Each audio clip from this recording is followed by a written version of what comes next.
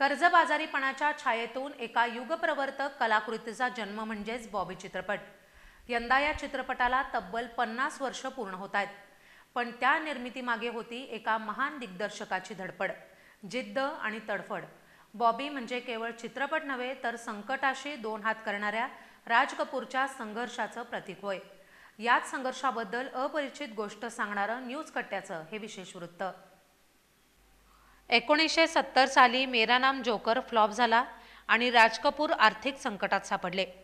RK studio गहाण बायकोचे दागिने विकले आणि सगळं काही दावणीला लागलं होतं।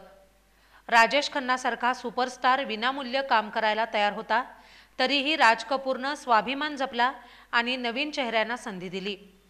आपलाच मुलगा ऋषी कपूर आणि 16 वर्षीय डिंपल कपाडिया यांना लीड रोल दिला।